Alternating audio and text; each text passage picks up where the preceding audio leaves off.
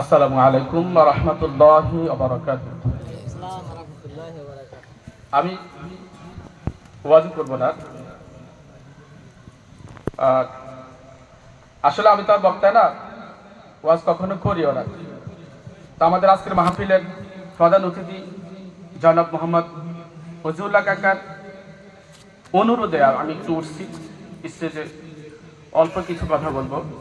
আমি ভূমিকা করব না, কোরআন থেকে দু একটা আয়াত বলবো, দু একটা হাদিস বলবো, তারপরে ছেড়ে দেবো।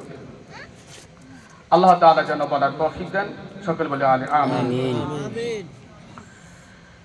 আলহামদুলিল্লাহ আলহামদুলিল্লাহি রাব্বিল আলামিন ওয়াসসালাতু ওয়াসসালামু আলা মুহাম্মাদিন সাইয়্যিদিল আমবিয়াই ওয়াল মুরসালিন ওয়া আলা আলিহি ওয়া আসহাবিহি আত-তাইয়্যিবিন আত-তাহিরিন وعلى من تبعهم بإحسان إلى يوم الدين. يا رب لك الحمد كما ينبغي لجلال وجهك وعظيم سلطانك، والصلاة والسلام على رسول الله صلى الله عليه وسلم.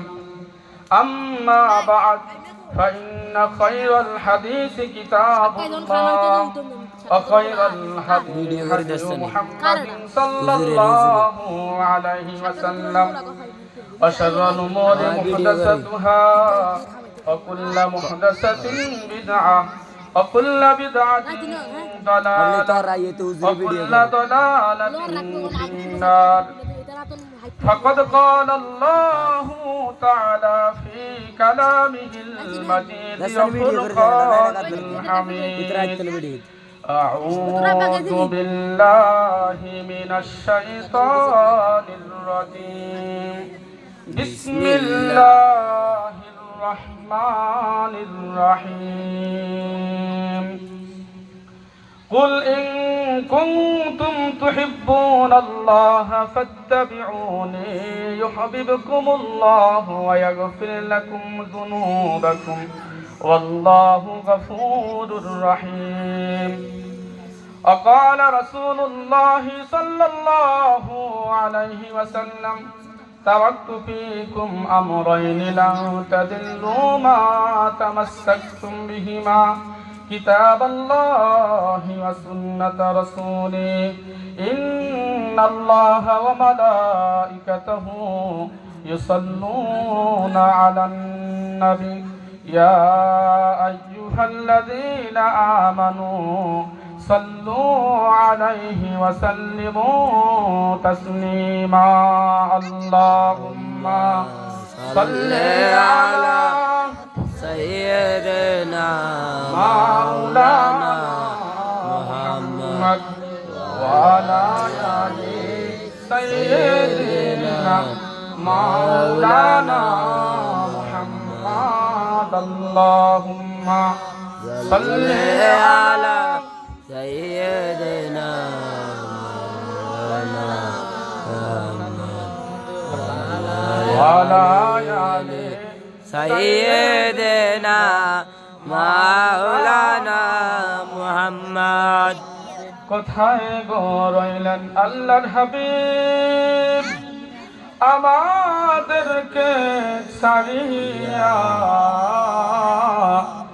আপনি বিনে কি লাভ হবে এই ধরাতে বাসিয়া? আল্লাহুম্মা সাল্লি আলা سيدنا مولانا محمد وعلى آل سيدنا مولانا محمد. صدق الله العظيم وصدق رسوله النبي الكريم ونحن على ذلك من الشاهدين. ربنا تقبل منا إنك أنت السميع العليم. رب زدني علما، رب يسر ولا تعسر، وتمم علينا بالخير. رب اشرح لي صدري ويسر لي أمري واحلل عقدة من لساني يفقهوا قولي اللهم أرنا الحق حقا والباطل باطلا وثبت أقدامنا على الحق كاملا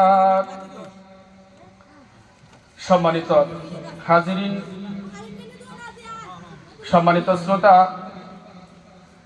আমরা সকলেই সেই মহান আল্লাহ তাআলার দরবারে শুকরিয়া আদায় করি যে আল্লাহ আমাদেরকে আজকের এমন একটি মুহূর্তে আমাদেরকে এই কোরআনের মাহফিলে বসার জন্য তৌফিক দিয়েছেন।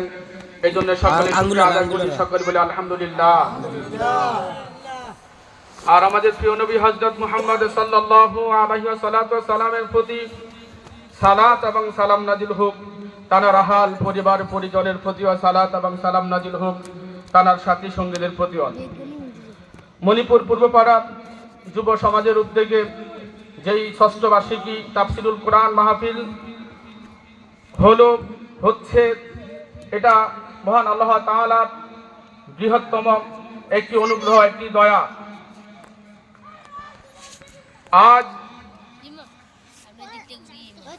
গ্রাম অঞ্চলে বা শহরে যেখানে যান, যুবক ছেলেরা গানের কনসার্টের আয়োজন করে, কিন্তু কোরআনের যে মাহফিলগুলি করে এগুলা করে বেশি বৃদ্ধ লোকেরা। কিন্তু আলহামদুলিল্লাহ মণিপুরের এই যুবক ছেলেরা ওই সমস্ত কনসার্ট না করে এই কোরআনের মাহফিলের আয়োজন করেছেন। এতে আমরা খুশি না বেজার? আমরা খুশি।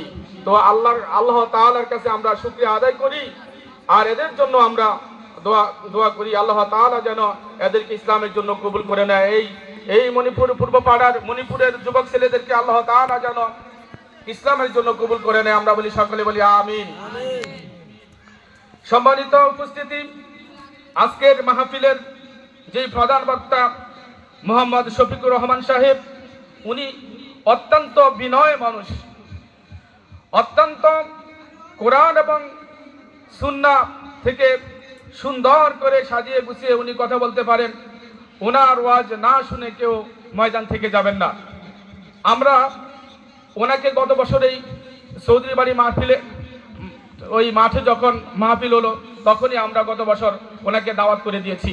আমরা বলেছি ইনশাআল্লাহ আগামী বছর আপনিও আমাদের মাহফিলে থাকবেন।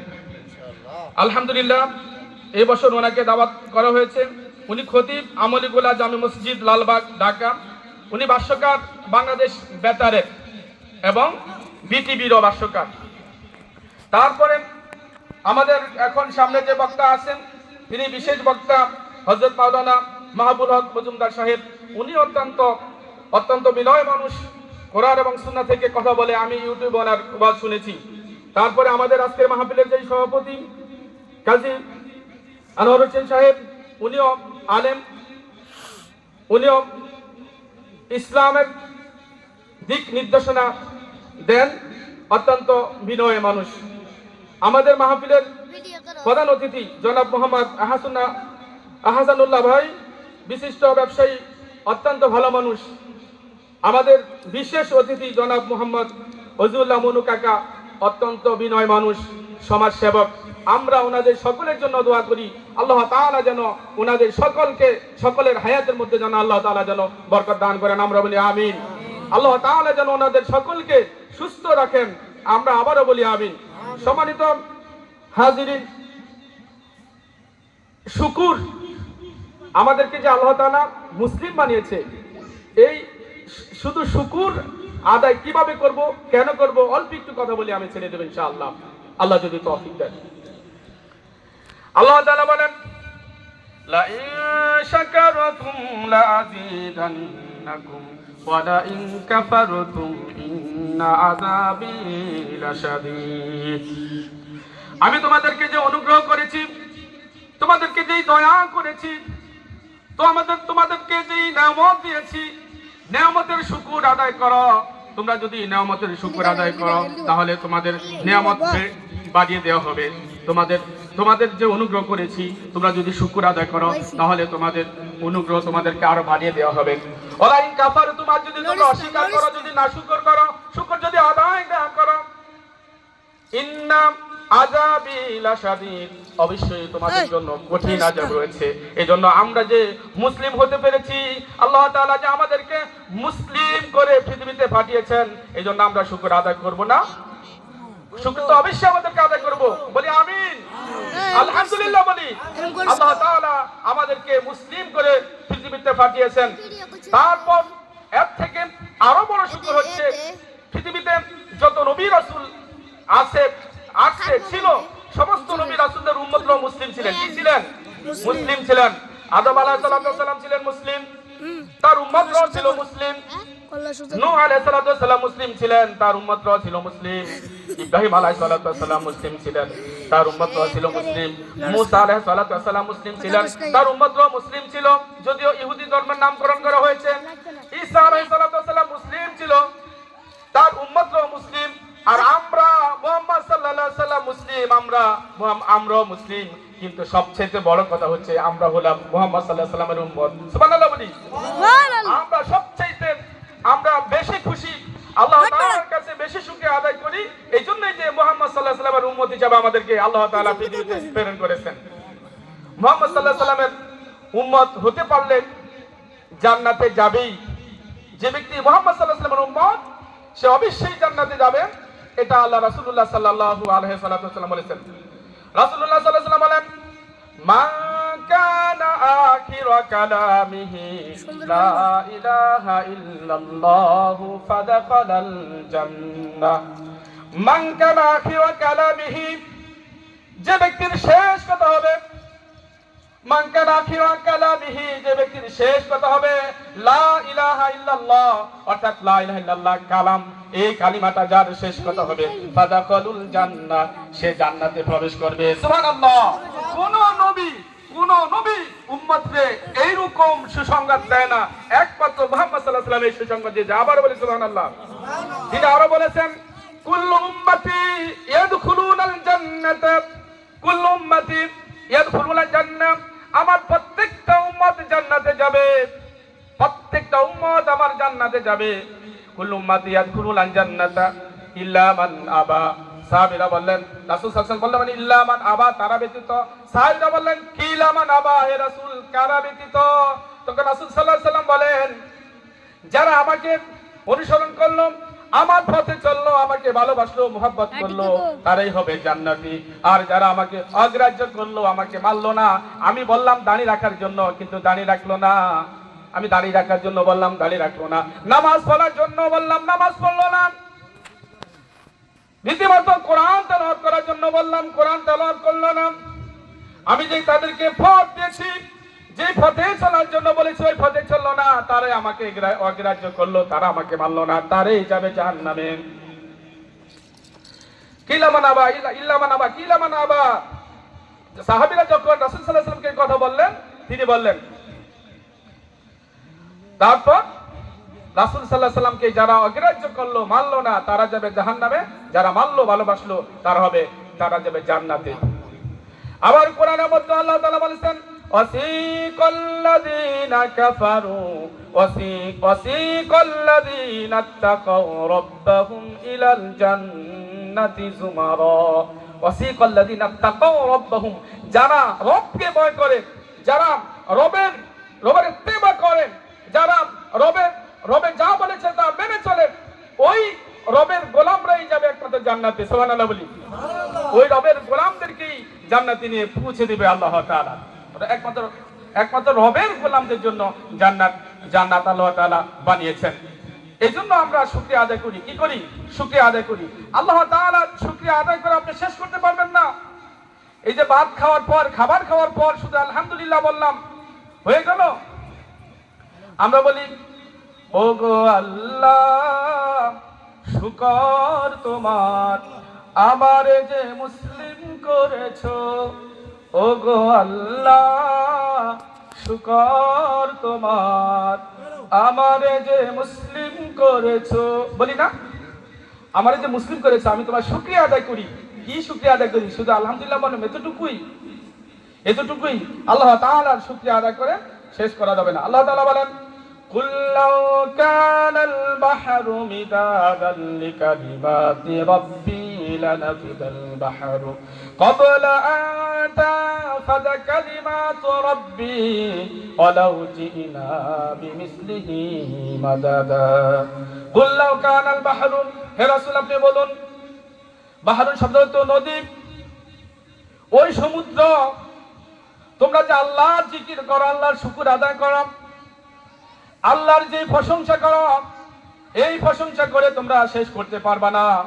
যদি এই প্রশংসা লিখে শেষ করতে পারবা না, যদি লাউকানাল বাহরু মিদাদান লিকালিমাতি, ওই যদি সমুদ্র পানি যদি কালি হয়ে যায়, ওই সমুদ্রের পানি যদি কালি হয়ে যায়, ওই সমুদ্রের পানি দিয়ে যখন তোমরা আল্লাহ তাআলার প্রশংসা, আল্লাহ তাআলার শুকরিয়া লেখা করবে, এই নদীর পানিগুলি শুকিয়ে দেওয়া হবে।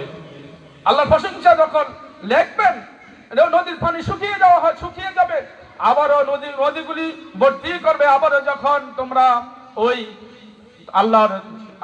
আল্লাহর যখন প্রশংসা করবে, প্রশংসা লিখবে, আবারও নদী শুকিয়ে যাবে। অর্থাৎ আল্লাহ তাআলার শুকরিয়া আদায় করে শেষ করতে পারবেন না। সুবহানাল্লাহ বলি। আপনি যদি আল্লাহর শুকরিয়া আদায় না করেন, তাতে কি হলো? আপনি ক্ষতিগ্রস্ত হলেন।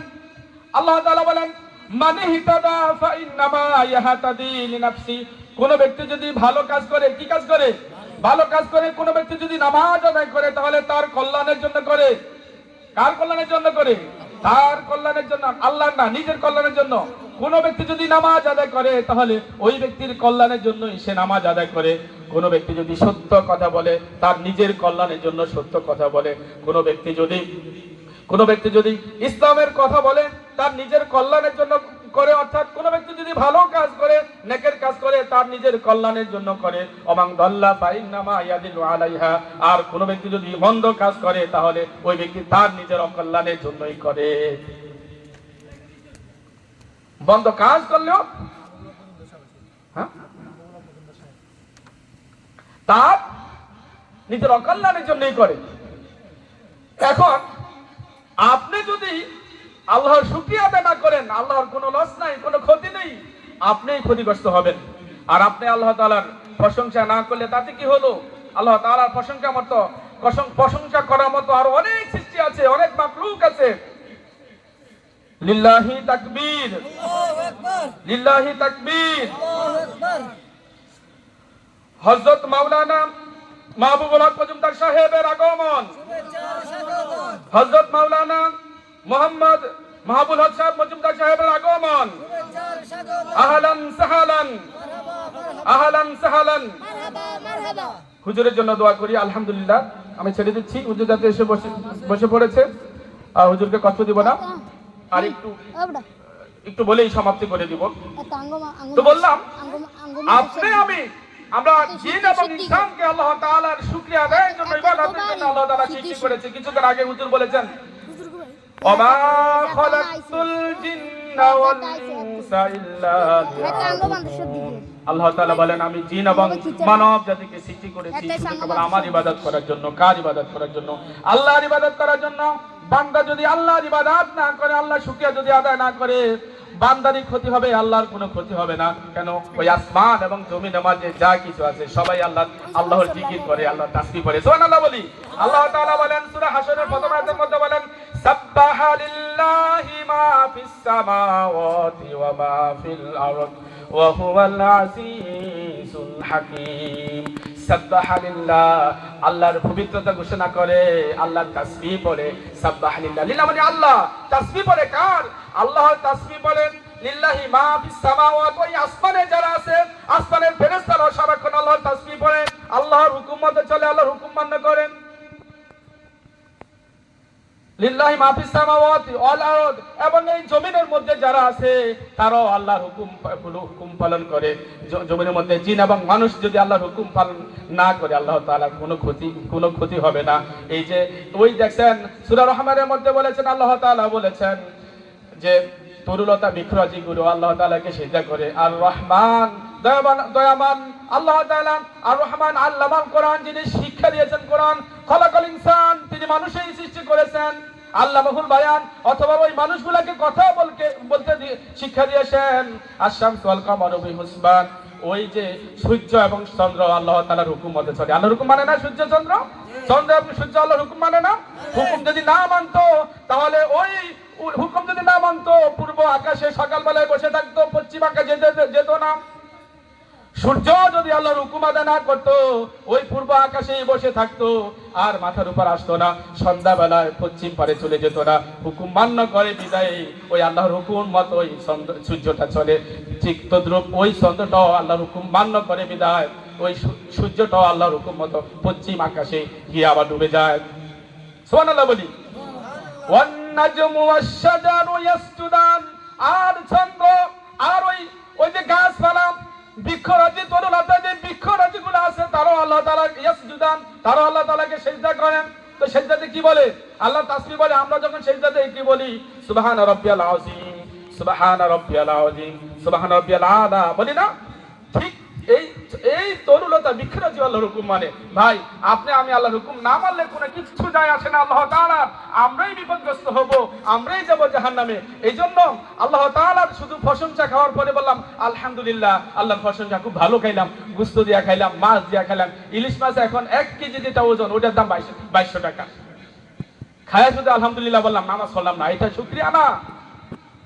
এটা শুকরিয়া না? শুকরিয়া আদায় হচ্ছে আল্লাহ তাআলা আমাকে যে রূহ দিয়েছে, আমাকে যে জিন্দা রেখেছে, এই জিন্দা যতক্ষণ পর্যন্ত আমাকে রাখবে, ততক্ষণ পর্যন্ত আল্লাহ তাআলার হুকুমগুলো মেনে চলবে। এটাই হচ্ছে শুকরিয়া। আল্লাহ তাআলা আমাদের সকলকে বুঝার তৌফিক দিক।